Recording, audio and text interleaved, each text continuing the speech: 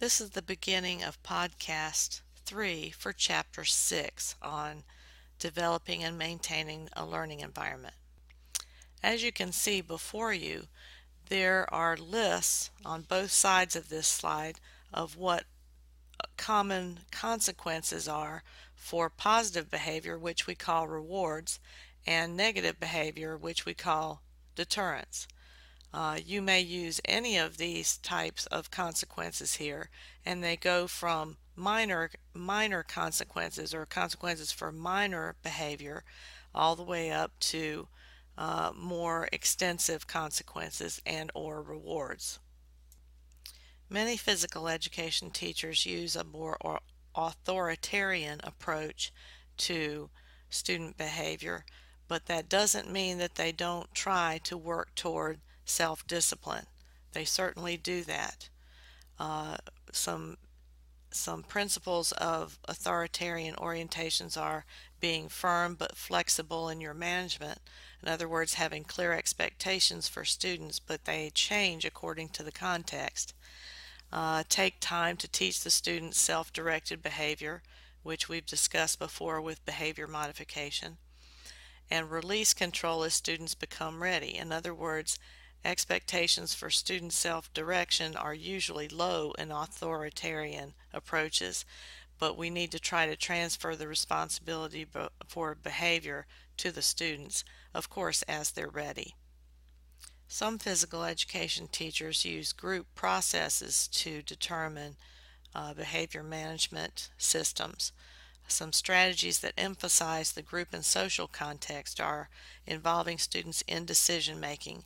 In other words, involving students in decision making according to what the rules and procedures are made in physical education classes. Giving students input is more likely to have them act or more likely to result in them acting in a self-directed manner. Resolving conflicts through discussion, of course, that's important no matter what. Teachers stop what they're doing in the class and stop the class from what they're doing and have a discussion about a problem or conflict. We call that a teachable moment in education. You may also use role-playing to communicate concepts about student behavior, although that does take a lot more time. We also need to be understanding and accepting about why a student misbehaves. It's not an excuse, but a lot of times it explains things a lot better about why they're acting out in our class. And of course, a very common group process according to student behavior is called conflict resolution. And it's where the teacher is the negotiator to help students resolve through a process of conflict resolution.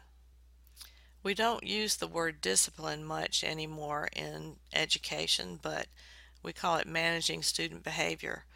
But discipline is what a teacher does when, despite his or her best efforts, students choose to misbehave.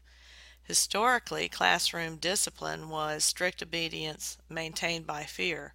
I can remember being in middle school and having the principal, having a fear of the principal having a paddle that had holes in it so that it had less wind resistance.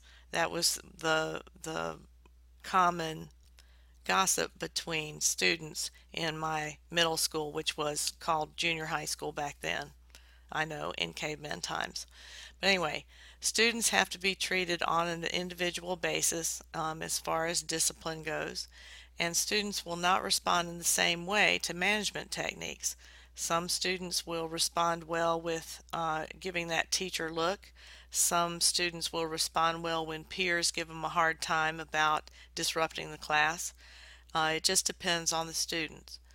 Teachers will have fewer discipline problems if they prevent problems before they occur. There's many ways you can prevent student misbehavior. Here are some guidelines for preventing discipline problems or student misbehavior. Establish an effective management system that you have tried over and over again in class situations and have become successful with it. Have a positive attitude toward all students. Share their expectations clearly and in advance. Involve students in rules and procedures. have an appropriate and challenging curriculum for success, display enthusiasm toward what you're teaching, which is a huge motivation for students. One method of prevention that's not often mentioned in textbooks is to make sure that the content that you're teaching is appropriate for the students, is motivating for the students, is meaningful for the students, and is delivered in an interesting way and fun way. If you can make things fun for students and interesting, you will have very few discipline problems. Some practical preventions are trying to maintain eye contact with the students. In other words, giving them that teacher look. Also, proximity control, moving closer to students when they know their behavior is not appropriate. Asking students to plain stop, desist is what we call that. It will work only if it's not overused, but it's not usually overused by beginning teachers. They usually forget about asking students to stop what they're doing. Another way to prevent things is to clarify appropriate behavior. And if many students are misbehaving, then it's good to stop the class and point it out for everyone and reteach the behavior expectations. Also, you can remove a student physically by giving them to another partner. If they're getting too rowdy with another partner, you can move them to another group. You can also have them take a timeout in secondary physical education. There's nothing wrong with that. That's just removing them from play. But timeouts only work when students want to be out there participating. It doesn't work for those who don't want to participate. What do you do if there's widespread class misbehavior that continues for a length of time? You stop the class and you address the problem specifically. You tell them it's inappropriate and focus on what is appropriate. And you stop the class because you cannot continue to teach if kids are misbehaving. Timeouts are another way to stop continued inappropriate behavior, but as I said before in the last slide, that's only appropriate for those who want to participate.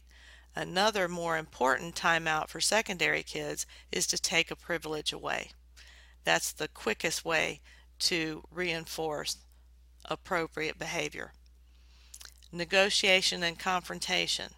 Get students to accept responsibility for their own behavior and design a plan to improve behavior. You need to negotiate, but not necessarily confront with students who are continually using inappropriate behavior.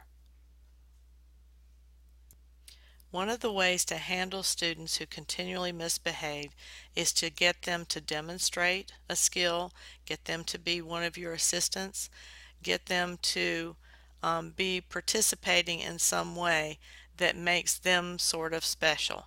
You don't want to reward misbehavior, but you do want to make sure that those students know that you care, because as you might recall from the first podcast, students misbehave because they want to have attention, and negative attention is better than nothing at all.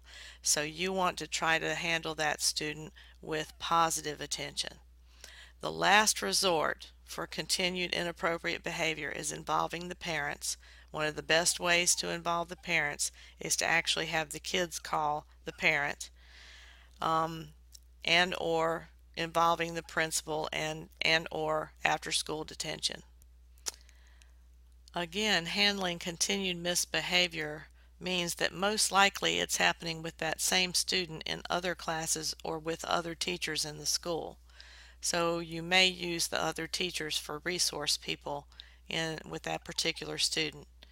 But you do want to single this student out specifically for positive behavior whenever possible. But you might have to have an individual conference with this student to show you care, but at the same time to show them that you're not going to put up with bad behavior. Sometimes you have to give them a contract between you and the student to try to increase the levels of consequences as bad behavior continues. It's good not to publicly reprimand students or downgrade them or threaten them in any way. That's usually not going to result in a good result for you. Try to understand the cause of the behavior. Again, it's not an excuse for their behavior, but try to understand the cause of the behavior and help them with that cause of the behavior.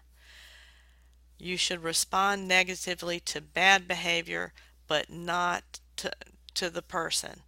In other words, hate the action, but like the student. The focus is on resolution of problems, and using contingency contracts or contracts for behavior is one way to do that. And again, you can involve parents, principals, or other administrators. Some unacceptable practices for handling student behavior are coercion, ridicule, forced apologies, detention without a specified purpose, imposition of schoolwork or homework as punishment, exercise as punishment, group punishment for the misbehavior of a few. That's a huge thing that happens in public schools in this day and time. You should punish only or give negative consequences only to the students who have bad behavior. And then, of course, corporal punishment is never used in the schools anymore. In other words, hitting a student or even taking a student and touching them in any way that connotates some kind of punishment. Lastly, I did want to mention that a lot of students ask me about what to do in case of a fight. A fight means that you do need to try to break it up as much as possible. And the reason is that you are legally liable for what happens with those kids in that fight if they are under your supervision. And don't let anyone tell you that you should just let them fight it out and not get involved or whatever. If a student does hit you in some way, you can bring charges against that student, but you should not let them continue. That's the end of the podcast for Chapter 6.